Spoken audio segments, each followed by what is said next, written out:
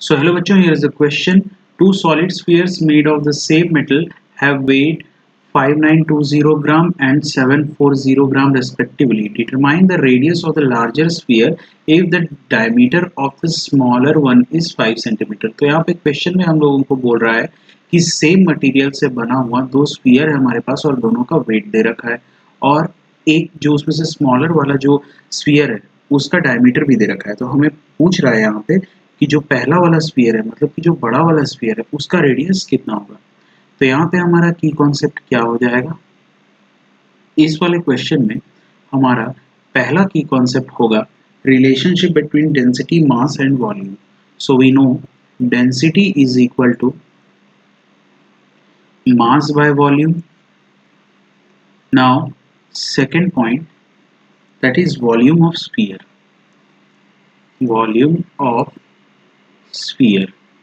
So what is the volume of sphere? 4 by 3 pi r cube. 4 by 3 pi r cube. Okay. So इस question में हम लोग देखते हैं कि how we will proceed. तो यहाँ पे हम लोग कंसिडर कर लेते हैं दो sphere. Let two solid sphere be. Let two solid sphere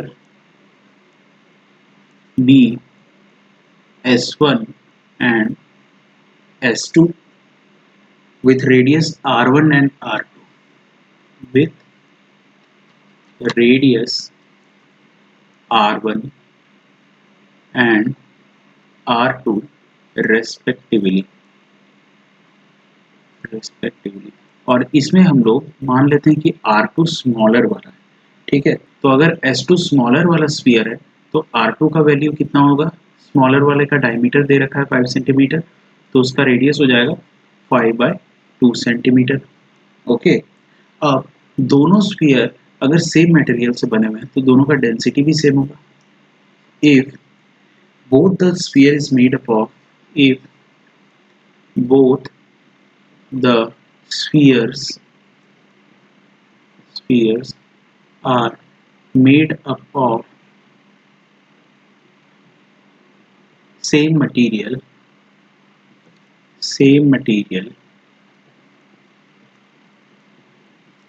their density will also be same, their density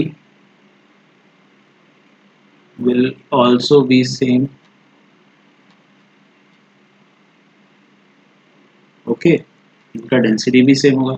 so let the density be D, let the density be D, ठीक है। तो अब हम लोग आगे प्रोसीड करते हैं नेक्स्ट स्लाइड में।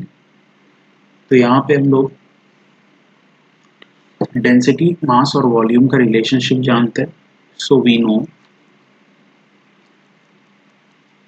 No density is equal to mass by volume. सो अगर हम वॉल्यूम के रेस्पेक्ट में बोलना चाहें तो we can write volume is equal to mass by density, right. Now अगर हम दोनों का रेशियो ले लें, मतलब V1 अपॉन V2 ले लें तो ये कितना इक्वल हो जाएगा, mass of first one divided by density divided by mass of second one, मतलब सेकेंड वाला sphere, okay, divided by D. और यहाँ पे वॉल्यूम का फॉर्मूला हम लोग जानते हैं कितना होता है, 4/3 pi R1 cube divided by 4/3 pi R2 cube is equal to m1/d into d/m2। तो यहाँ से दोनों का डेंसिटी तो सेम ही होगा, तो ये और ये कैंसिल आउट हो गया, यहाँ से 4/3 और 4/3 कैंसिल आउट हो गया, यहाँ से पाई और पाई कैंसिल आउट हो गया। तो हमारे पास बचता है R1 cube by R2 cube is equal to m1, यहाँ पे मास जो है वो है 5920 और m2 मास जो है वो है 740। Okay, so further calculation we will do in the next slide. तो वो किस तरह से होगा, यहाँ पे अब हमारे पास जो आया इसको हम लोग लिखते हैं R1 क्यूब और R2 का तो वैल्यू हमको पता था 5/2 हम लोग निकाले थे, डायमीटर दे रखा था सेकंड वाले स्फीयर का 5, तो उसका रेडियस कितना हो जाएगा 5/2 cube is equal to 5920 upon 740। Okay, तो यहाँ से R1 क्यूब कितना हो जाएगा, R1 cube will be equal to 5920 by 40 into 125/8। यहाँ पे हम लोगों ने इसका क्यूब कर लिया, 5 इंटू 5 इंटू 5, 2 इंटू 2 इंटू 2। ठीक है, तो ये कितना आ जाएगा, ये आ जाएगा 125। तो R1 का वैल्यू हमारे पास आ गया, R1 क्यूब का वैल्यू 125 आ गया।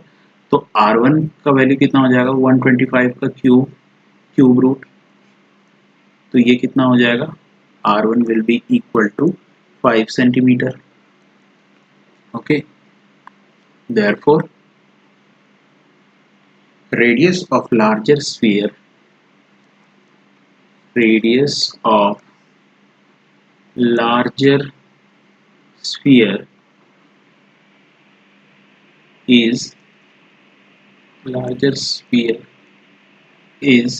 5 centimeter.